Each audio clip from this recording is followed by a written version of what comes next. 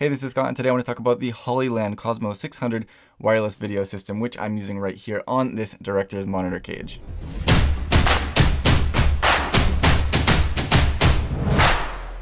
So as I said, I am using the Cosmo 600 right now on my Canon C200, and I want to break this review into 3 parts. I want to talk about my impressions and thoughts on this system after having used it for quite a while now, pros and cons, things like that. I'll do a distance test, of course, to show you how this works at different distances, to show how it deals with things like interference, and we'll just see how that works. And then part 3, I will show you, what's in this kit and what the design of the actual units looks like, the interface, things like that. If you want to jump ahead to any of those sections, just go ahead and check the video description. I'll put a timeline down there where you can do just that. Also, if you're interested in this kit or any of the other kits available from Hollyland, I'll put a link to that down there as well. My very first impressions when getting this system is that everything here was really nice quality, and I mean that goes down to the very small details. Everything from the case, the latches on the case, the custom cut foam inserts on that case, I mean things like the release system for the batteries on the actual units themselves. Of course, the units themselves, they're very solid. Everything here just screams quality, and that goes for the director's monitor cage as well. Everything just feels like it's going to last you, and you're definitely getting your money's worth. In terms of reliability, I haven't really pushed them to any extreme situations in my use, but I have used them quite a lot on set, both in my personal use and also in professional use, and they've been absolutely fantastic. They've done a really great job in all of the situations that I put them in. They've been solid, they're really easy to get connected, and when I say easy to get connected, I mean you literally just turn them on and they're good to go as long as they're on the same channel. Very easy to use, very reliable from everything that I've seen. Again, we will do stress tests in just a moment, but in terms of actual real world use, for me at least, they've been really flawless. They're really compact too, considering what they can do, zero latency, high quality video transmission over up to about 600 feet or, just under 200 meters.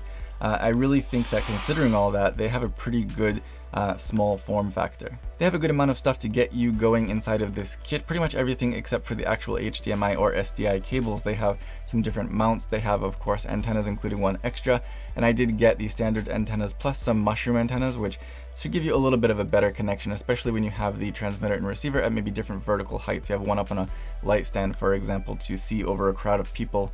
And they have the DTAP power cables, so you can go ahead and plug this into a battery that has DTAP on there, like on the monitor's cage that I have right here, or on your camera, which I also have right here in front of me. So pretty much everything you need to go, except for the actual cables to connect to your camera and your monitor, are included in this kit, and it's all organized in a really nice way in a very good quality carry case. Just to be fair, of course, we'll go ahead and talk about some of the cons as well. And one of the first things that I noticed when I took this out of the box is just that there's no screw threads on the actual face of the unit. So if you want to mount this flat on top of something, for example, then you're going to have to find some creative way to do that, because the only connections are on the bottom. Another thing that I noticed, which I have told Hollyland about and they're aware of now, so hopefully that will be something that is addressed in the future, is just that the screw threads on my unit didn't seem to be quite deep enough, that some mounts that I tried with this, not all of them, some mounts didn't screw in all the way, and I couldn't get like a tight connection with them. Even the Magic Arm mount that they included with this kit, which is a really great mount, I'll show you some b-roll of it, it's a really great little mount. Even that, one side of it screws all the way in and holds that tight connection to the unit, the other side doesn't. So I just marked it with tape which side works well with the unit, so that way when I take it out I don't have to spend time fiddling with it and figuring that out. I also noticed that there is no indication of battery power on the unit, so if you're using a battery on the back of this, you're not going to be able to see how much battery you have left, which is kind of a downer. I've been using it with V-mount batteries, which I can see the remaining battery on the battery itself, so that's not a problem, but you won't be able to look at the interface of this unit and see the remaining battery. Otherwise, the only other thing that I really have to say in terms of my impressions and my thoughts on this system after having used it is that, of course, the receiver here has internal antennas, and just that design inherently has some limitations to it as to the range and to how effectively it can transmit your signal through barriers, especially the human body. So if you do find yourself where you're pushing the limits of the range, or where you really have a lot of people, maybe large crowds, you're going to want to make sure that you get this up and over them, so that way it has a clear line of sight, or consider something with maybe some external antennas which may do better in those situations. Also, at this price point, maybe it's asking a lot, but I would really love a system that could scan for the clearest or strongest signal, the strongest channel by itself, like some wireless microphone units can do, for example. I think that would just make it easier. You can switch channels if you're having some interference or issues with the channel that you're using, but there's no auto scan feature built into this.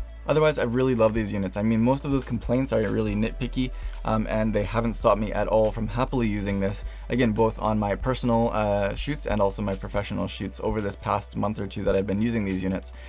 So if you are looking at anything from Hollyland, you know, they have some different options, higher and lower, depending on what your personal needs are.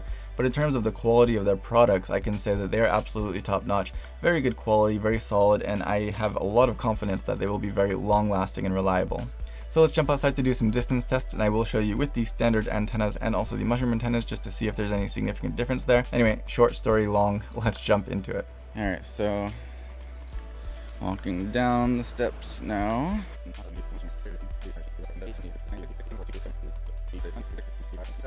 83, 84, 85, 86, 87, 88, 89, 90, 91, 92, 93, 94, 95, 96, 97, 98, 99, 100. Double check still. This is at 100, still in the range of sight with that. Line of sight, whatever. 100, 101, 102, 93, 94, 95, 96, 97, 98, 99, 200. So this now is 200 meters. And I had my back turned, but you know, more or less line of sight. Let's start walking back, though. This will be even more clear line of sight than before. Alright,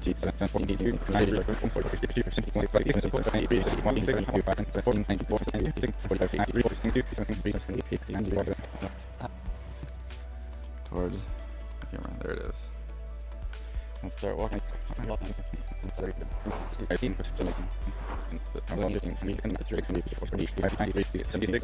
90, 91, 2, 93, 94, 95, 96, 7, 98, 99, 100. So again, we're at 100 now. And this is where we're at. 35, 36, 37, 38, 39, 40, 41, 42, 43, 44, 45, 46, 47, 48, 49, 94, 95, 96, 97, 98, 99, 100. So again, 100, pretty much exactly the same spot. My counting is on point.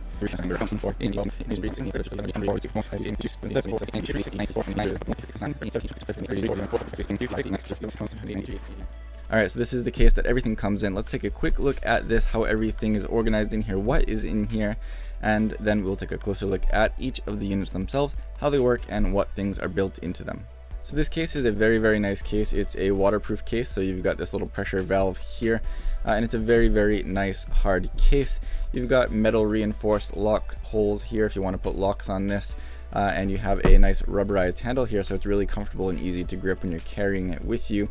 You've also got little levers on these latches here, so you don't just pull them open, but you pull this lever down and then pull it open. So that's kind of a little extra added level of safety, so it doesn't get hooked on anything and accidentally pulled open when you don't want it to. Opening this up, I want to point out two things. One is that I really appreciate the case kind of stays at this position here. It doesn't flop all the way back. So if you just have this sitting on a table or on the ground somewhere, this is not going to flap all the way open. The second thing I want to point out is that this is a very nice quality foam in here that is cut out, of course, for all the parts. And I don't have this in here right now because the receiver is on my monitor's cage. This monitor's cage is also from Hollyland, so I want to show you that in just a moment.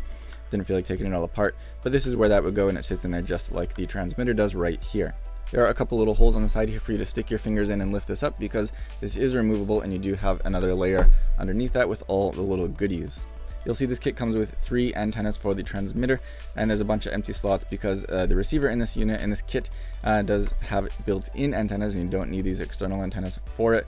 And the transmitter only needs 2 of these, but you do get 1 extra, which is nice. These antennas are like a flat design here, and they are bendable, so you can bend them at any angle you want, however much you want, which is a nice easy way to use those. And once you get them screwed onto your transmitter there, you can bend them at the angle that you need to get that nice kind of V formation there to get a good strong signal. Down here you also do have these mushroom antennas, and as you just saw in my tests, these are probably most of the time going to give you a little bit more of a solid connection, especially when you have camera and the transmitter and the receiver on different vertical heights. This is going to give you a little bit more of a solid, reliable connection, and I found that even just in many situations these have worked really great for me. So I use these pretty much all of the time, but you do have the option for the standard antenna as well. Ignore this bag, these are just some leftover tools from the cage kit. I just shoved them in here so that way I have everything all together. But if you look down here again in the bottom next to those mushroom antenna, you do have this cable. This is a D-tap to LEMO power cable, and there are of course 2 included in this kit, but 1 is now being used on this monitor's cage. There are originally 2 in here, and this is what they look like. They're stretchy coiled cables, a good length and a very good quality cable. You get a nice locking LEMO connection that goes right into the units, and you can power these from D-tap power. You also get a couple of options for mounting. You get this little clamp here. This is an all metal clamp, and you've probably seen something like this before. It just kind of screws open and screws closed. Nothing super special about it, but you do get the screw threads on here, so you could put this onto a pole or a light stand or tripod leg or something like that, and screw maybe this or another magic arm right into here to hold the units. That'll help you in a lot of different situations. And this is the unit, the magic arm that I was talking about before. A very nice little magic arm. It has a really nice wide thumb screw here that makes it really easy to loosen and tighten this. And then you got the flexible ball type attachments on both sides, and these screws will screw in with this wheel here. You don't have to turn the whole unit. It has these little wheels here that you can use to screw this into your transmitter or receiver, as well as whatever's on the other side. Under that, you do have a USB cable, which is going to be probably for your firmware updates and things like that. So it's just tucked right in here in its own little spot. That's pretty much it for what's in this kit. But again, this is a waterproof case, and it is very protective. So you got these custom cut foam inserts as well as the egg crate foam on the top to keep everything safe. Moving that off to the side, let's start off with the transmitter, which you can see here is pretty much the size of my hand. It's a pretty good compact little transmitter. And I believe this takes about 7 watts of power. So you can run this off of a small little Sony MPF battery for I think 2 or 3 hours is what I've been seeing out of this little small sized battery here. So it has a pretty good battery life, pretty good small form factor that I think is not going to really be too overbearing on pretty much any camera setup. The battery plate on the back here works really nicely. I know it's just a battery plate, but it does have this spring-loaded lock in here, so you just place it in and slide it down and you're locked in. To release it, just push this button and slide it up. So you can do it one-handed very easily, like that. Push it in, lock it in, and then one-handed push this release lever, push the battery up, and you're good to go. It's a really nice locking connection, not only friction-based. You don't have to worry about this getting pushed out or bumped out by accident, and when you take it out, no struggle, very easy. I know it's a small detail, but I really like that, and it just makes the whole thing feel like it works better. It feels like it's a little bit higher quality of a unit compared to some that they kind of cheap out on this battery plate part. You can see that all of the connections for the antenna up here, as well as these little SDI connections on the side, they're all protected here in the physical design of this, so nothing is going to get bent or damaged. Not very easily anyway. These are just a little bit sticking out here, but the shape of the body as it bumps up right here, that'll keep this protected. If you want to put this flat down onto a table, the battery is weighing it over right now, but you can put this flat down onto a table and you have no worries whatsoever. Same as on the top side, you can put this flat down. You don't have to worry about bumping or damaging these connections here. So that's really nice. And all of the body here, all of this is solid metal except for, of course, the battery plate. Really nice construction. On the one side, you have your USB connection, you have your HDMI in, as well as SDI in and out. So you can send an SDI signal into here and then loop out through SDI to go to an on-camera monitor, if you will. If you want to, it will cross-convert that for you, or you could go SDI in, SDI out, or you don't have to send a signal out, but you can, and that doesn't affect anything. It doesn't affect the latency or whatever. It'll all still work just as it should. This is just a little reminder that this is the formation you want to bend those antennas into to get the best signal. On the bottom, you have 3 screw threads. You have the 3/8 inch screw thread in the middle, as well as a couple of 1/4 inch screw threads on the side. I think that the middle one is the main one you're going to want to use in most situations, so I think it's actually a smart idea that they made it a 3/8 inch thread, because then you can use it with larger screw type mounts, or you can put an adapter in here and you can use it with 1/4 type mounts as well. On the other side, you have your connection for the LEMO in. This is for that power cable, the D-tap power cable that I showed you, and the on and off switch, which is a very little switch, and it's made in a way that I think it's not going to accidentally get switched off, at least Pushing it down will turn it on, and that's easier to do, but you have this kind of raised area here where I think it's going to be a lot more difficult to accidentally push that up and switch it off. So I think that's a good way to protect this switch from accidentally being switched off, unless you really want to intentionally do that.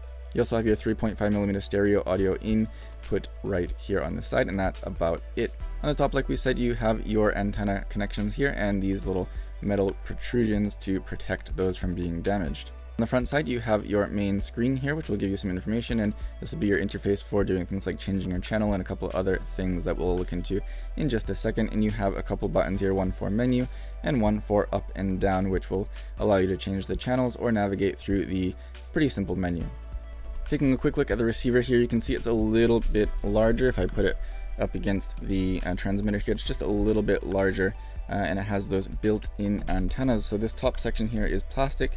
That's where the antennas are. The rest of the body is metal, just like the transmitter. On the side of the unit, you have two SDI outputs as well as an HDMI output and that USB connection. This may be a little bit tricky to see, but on the other side you have your, again, LEMO power in as well as your on and off switch, just like the transmitter. On the bottom you have your 3 screw threads, which are a little bit more spaced out than on the transmitter. The face of the unit is again pretty much the same, and on the back you again have a NPF battery mount, just like on the transmitter.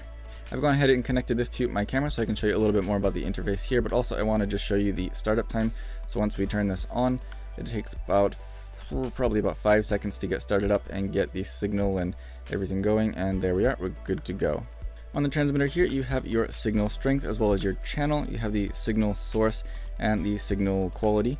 And then also you have the unit temperature status. So this is normal. If it's going to overheat or anything, you'll get a warning right here. Pressing the down or up button will not immediately change your channel, but it will start to blink, and that means now you can go ahead and change your channel. So you can dial through all your channels from channel 1 up to channel 9. So you have all of those channels you can choose from. I'm on channel 3 right now, so I'm going to go back to that, and then if you just leave it, it'll stop blinking and be locked in just a couple seconds. Holding the menu button down for a few seconds will bring you into the so-called menu, but you can see on the transmitter here, it really is not much of a menu. You can check your version here, and if you need to update firmware or anything, you can see what version you currently have right there. You can return, and then all you can really do is just exit the menu. So it's not much of a menu, but that is on the transmitter side of things. This is the interface you get. As you can see here, the receiver has pretty much the same interface, all of the same information here. The only difference is if you hold this menu button down to jump into the menu, you'll see one extra option, and that is the second option, the on-screen display, and you can turn that on or off. And according to the manual, this will turn off the display of received signal numerical value, but you can see that I have it off here, and when I go back out of the menu, still that received signal's numerical value is there. So I'm not completely sure what is changing here, but yeah, basically the main interface is going to be exactly the same on both of these units. And that's pretty much all there is to it. I mean, you turn them on, and as long as they are on the same channel, they will connect automatically. If you go out of range, when you come back into range, they will automatically reconnect, and it just works flawlessly. So there's really not much else to say about it.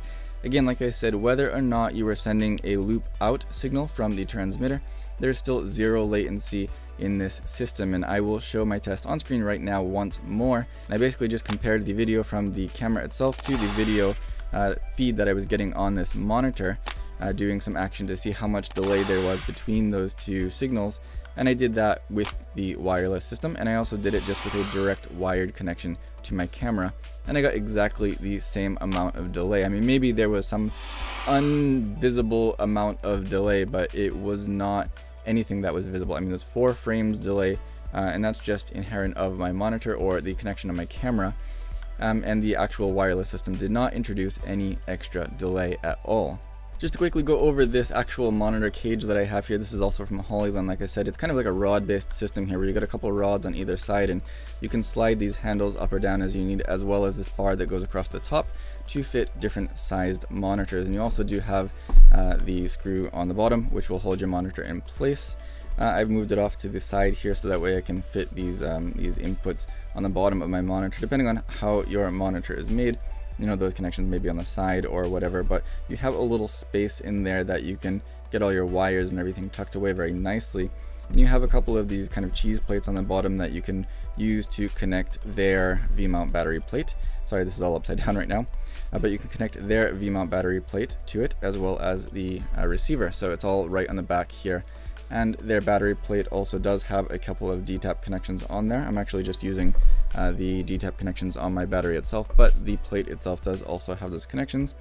And just everything is really solidly made. I felt like this is a really nice kit here. The handles are a very nice rubber, very comfortable to hold. You got these little attachments here that you can hook on a strap if you want to hold this around your neck. And just, yeah, everything here is really solid. I love it. I can sit it flat on the table. You can also slide this onto a stand. I have this little stand receiver here if you want to put this on top of a light stand. You know, if someone's standing and maybe pulling focus and they want to be watching the monitor, you can put that right there, and this will screw tight onto the top of that stand. Just a really nice overall monitor. And you do have, you know, screw holes everywhere, so if you want to put anything extra on here, you could do that. So that's about it for this kit. Of course, Hollyland does have more expensive and cheaper kits depending on what your personal needs are.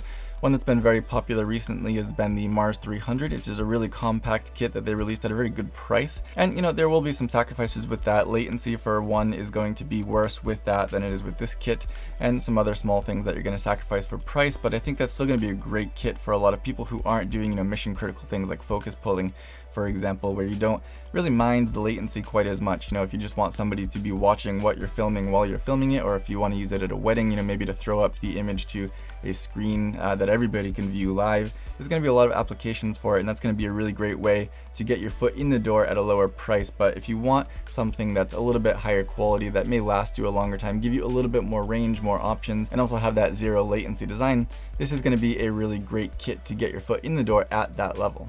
If you have any questions or comments, be sure to leave those down below and I will do my best to get back to you. If you like this video or found it helpful, don't forget to give me a thumbs up. Please subscribe to see more in the future and hit the little bell icon to get notifications when new content is uploaded. As always, thank you for watching.